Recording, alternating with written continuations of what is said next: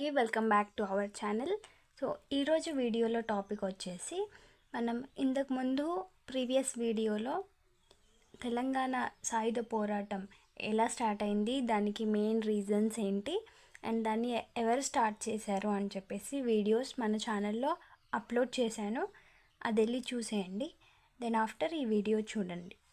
So ఈ వీడియోలో topic వచ్చేసి తెలంగాణ సాయుధ పోరాటం. సో రైతాంగ సాయుధ పోరాటం ఏదైతే జరిగిందో అది ఎన్ని దశలుగా జరిగింది అని చెప్పి వీడియోలో చూద్దాం. సో ఈ సాయుధ పోరాటం అనేది 1940 నుండి 1951 వరకు, అంటే 11 ఇయర్స్ పాటు ఈ పోరాటం జరిగింది. ఇది 4 దశలుగా జరిగింది. మొదటి దశ వచ్చేసి 1940 నుండి 46 వరకు, అంటే 6 ఇయర్స్ మొదటి దశ జరిగింది. దీంట్లో కమ్యూనిస్టులు బలపడ్డారు. కమ్యూనిస్టులు అంటే ఈ తెలంగాణ రైతాంగ సాయుధ పోరాటం ఏదైతే ఉందో అది వీళ్ళు స్టార్ట్ చేశారు. గ్రామాల్లో సభలు నిర్వహించుకుంటూ స్టార్ట్ చేశారు. సో ఈ కమ్యూనిస్టులు ఎవరైతే ఉన్నారో వాళ్ళు ఈ మొదటి దశలో కొంచెం స్ట్రాంగ్ అయ్యారు పోరాటంలో. నెక్స్ట్ వచ్చేసి రెండవ దశ 1946 నుండి 47 వరకు, అంటే 1 ఇయర్ పాటు ఈ రెండవ దశ జరిగింది. రెండవ దశలో ఏమైందంటే భూస్వాములకు, దొరలకు వ్యతిరేకంగా పోరాటం. మొదటి దశలో ఈ కమ్యూనిస్టులు ఎవరైతే ఉన్నారో వాళ్ళు వాళ్ళ టీమ్స్ని స్ట్రాంగ్ చేసుకున్నారు. రెండవ దశలో ఏంటంటే భూస్వాములు అలాగే దొరల వ్యవస్థ ఏదైతే ఉందో వాటికి వ్యతిరేకంగా పోరాటం చేయడం జరిగింది. నెక్స్ట్ మూడవ దశలో ఏంటంటే నిజాంకు వ్యతిరేకంగా సాయుధ పోరాటం జరిగింది. ఇది 1947 నుండి 48 వరకు. ఇది కూడా 1 ఇయర్ పాటు జరిగింది నిజాంకు అగెనెస్ట్గా.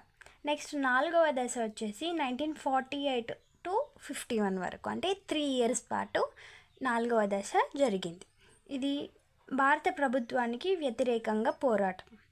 సో ఫస్ట్లో కమ్యూనిస్టులు ఎవరైతే ఉన్నారో వాళ్ళు స్ట్రాంగ్ అయ్యారు. సెకండ్లో భూస్వాములు దొరలకి వ్యతిరేకంగా పోరాటాలు చేశారు. థర్డ్లో నిజాంకు అగెనెస్ట్గా పోరాటం చేశారు. ఫోర్త్లో భారత గవర్నమెంట్ ఏదైతే ఉందో దానికి అగెనెస్ట్గా పోరాటం చేశారు. ఇవి బ్రీఫ్గా 4 దశల్లో ఏమేమి జరిగాయి అని చెప్పేసి. మొదటి దశ ఏదైతే ఉందో 1940 నుండి 46 వరకు ఏదైతే పోరాటం జరిగిందో దాంట్లో ఏం జరిగింది అనేది క్లియర్గా చూద్దాం. విద్యావారం, బేగార్వారం. సో విద్యావారం, బేగార్వారం ఇవి ఏవైతే ఉన్నాయో, అంటే ఈ రకమైన ఈ పేర్లు ఏవైతే ఉన్నాయో అనే ఈ ఉత్సవాల ద్వారా ప్రజల మద్దతు కమ్యూనిస్టులకు లభించడం జరిగింది. అంటే ఈ మొదటి దశలో కొన్ని ఉత్సవాలు చేశారు, విద్యావారం, బేగార్వారం. సో ఈ 2 వారాల ద్వారా ప్రజలు ఎవరైతే ఉన్నారో వాళ్ళు కమ్యూనిస్టులకు సపోర్టు చేశారు. నెక్స్ట్ సంఘంతో ప్రజలను చైతన్యవంతం చేశారు. ఇక్కడ సంఘం అంటే కమ్యూనిస్టుల సంఘం. సో కమ్యూనిస్టులందరూ సంఘాలుగా ఫామ్ అయ్యి ఈ గ్రామాల్లో మహాసభలు నిర్వహించుకొని ప్రజలను చైతన్యవంతం చేశారు. నెక్స్ట్ ముఖ్య సంఘటన, ఈ మొదటి దశ ఏదైతే ఉందో దీంట్లో మెయిన్గా జరిగినటువంటి ఒక ఇన్సిడెంట్ ఏంటి అంటే షేక్ బందాగి రక్త తర్పణం. సో ఈ షేక్ బందాగి రక్త తర్పణం అనేది మెయిన్ ఇన్సిడెంట్. విష్ణుర్ దేశ్ముఖ్కి వ్యతిరేకంగా భూమి హక్కు కోసం పోరాడిన పేద రైతు, ముస్లిం రైతు షేక్ బందాగి హత్య పోరాటానికి స్ఫూర్తి. సో షేక్ బందాగి రక్త తర్పణం అంటే ఏంటి అంటే విష్ణుర్ దేశ్ముఖ్ ఇతను ఒక గడి యొక్క దొర. సో అతనికి అగెనెస్ట్గా భూమి హక్కు కోసం ఒక ముస్లిం రైతు ఎవరైతే షేక్ బందాగి ఉన్నారో వారిని మర్డర్ చేయడం జరిగింది. సో ఆ ఇన్సిడెంట్ అనేది మొదటి దశలో ముఖ్యంగా నిలిచింది, అంటే మెయిన్ ఇన్సిడెంట్గా మొదటి దశలో జరిగింది. నెక్స్ట్ మా భూమి తెలంగాణ సాయుధ పోరాటాన్ని ప్రభావితం చేసింది. మా భూమి అంటే అదొక నాటకం. ఇది తెలంగాణ ఈ సాయుధ పోరాటం ఏదైతే ఉందో దాన్ని ప్రభావితం చేసింది. అంటే ఇది కూడా ఒక మోటివేషన్ లాగా నిలిచింది. అండ్ ఇది స్టార్ట్స్ విత్ షేక్ బందాకి నివాళులు.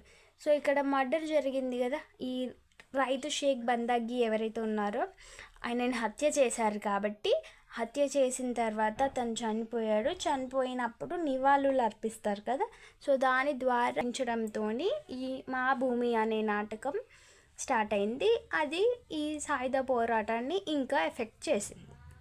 నెక్స్ట్ ఏంటంటే రచయితలు. సో మొదటి దశ గురించి కొన్ని రచనలు చేయడం జరిగింది. దాంట్లో రచయితలు ఎవరంటే సుంకర సత్యనారాయణ, నెక్స్ట్ వచ్చేసి వాసిరెడ్డి భాస్కర్ రావు. వీళ్ళిద్దరూ మొదటి దశ గురించి కొన్ని రచనలు కూడా చేయడం జరిగింది. తర్వాత ఈ మా భూమి అనే ఈ నాటకం ఏదైతే ఉందో దాని యొక్క సిద్ధాంతం వచ్చేసి దున్నేవాడిదే భూమి. సో ఈ దున్నేవాడిదే భూమి అనే సిద్ధాంతంతో ఈ నాటకం చేయడం జరిగింది. సో సెకండ్ దశ గురించి మనం నెక్స్ట్ వీడియోలో చూద్దాం. ఫస్ట్ దశ మీకు నచ్చింది అనుకుంటే ఛానల్ని సబ్స్క్రైబ్ చేయండి, లైక్ చేయండి అండ్ షేర్ కూడా చేయండి. Thank you.